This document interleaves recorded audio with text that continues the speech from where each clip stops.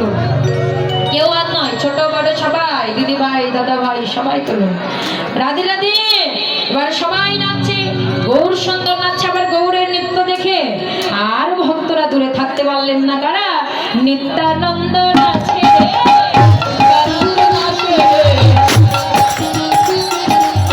নিত্যানন্দ নাচে রে, হরি হরি হরি বলে নিত্যানন্দ নাচে, হরি হরি হরি বলে নিত্যানন্দ নাচে রে, বল হরি বল হরি বলে নিত্যানন্দ নাচে রে, বল হরি বলে নিত্যানন্দ নাচে রে, শ্রীবাস নাচে রে, শ্রীবাস নাচে রে, রাধারানী নাই গৌর নাচে রে, সেই শ্রীবাস নাচে রে, জগৎ গৌর নাচে, সেই শ্রীবাস নাচে রে, রাধারানী নাই গৌর নাচে, সেই শ্রীবাস নাচে রে, সেই শ্রীবাস নাচে, গদাধর নাচে রে, গদাধর নাচে রে, গদাধর নাচে রে, গদাধর নাচে রে, গদাই রাধা রাধাই গদা গদাধর নাচে রে, গদাই গদা গদাই গদা গদাধর নাচে রে,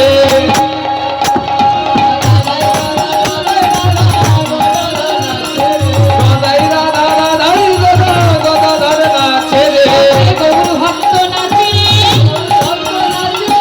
ভক্ত বৃন্দ নাচে রে, গদাই বল হরি বলে ভক্ত বৃন্দ নাচে রে,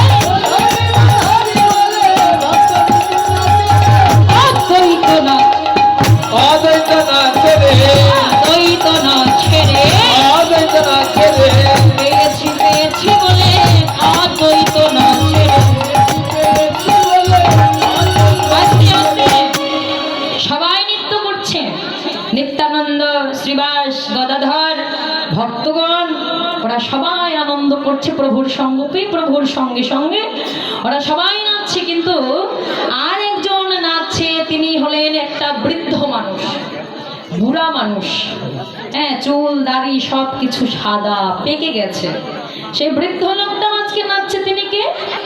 বলেন অদ্বৈত নৃত্য করছে। অদ্বৈত প্রভু আমরা তো দেখেছি পঞ্চতত্ত্বেই, যে বুড়ো মানুষটা সবকিছু সাদা সাদা, হ্যাঁ, সেই বুড়ো মানুষটাও আজকে নৃত্য করছে। বৃদ্ধ হয়েছে তবুও নাচছে।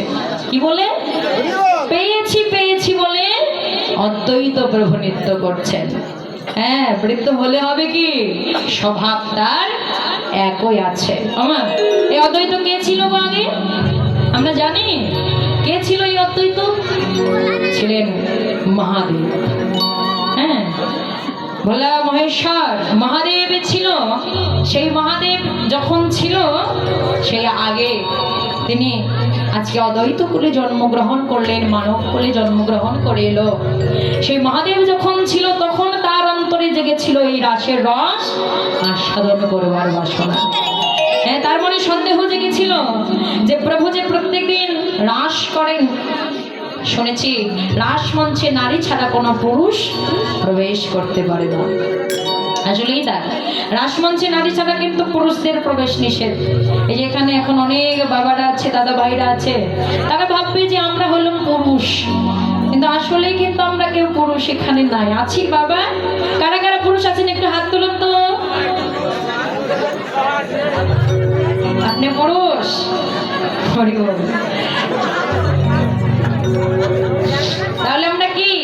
আমরা এখানে কেউ পুরুষ নাই, আমরা হলাম সকলেই এখানে রমণী। হ্যাঁ, সবাই আজকে রমণী হয়ে গেছে।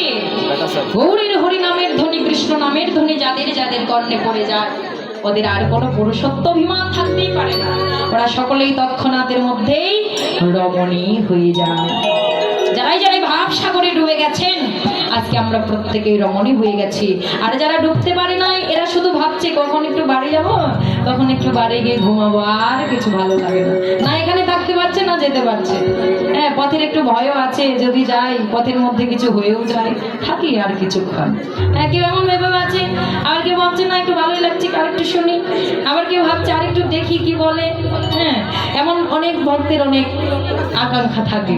হ্যাঁ, যারা তো আজকে সেই মহাদেব, তার ছিল সন্দেহ যে রাস মঞ্চে শুধু নারীরাই প্রবেশ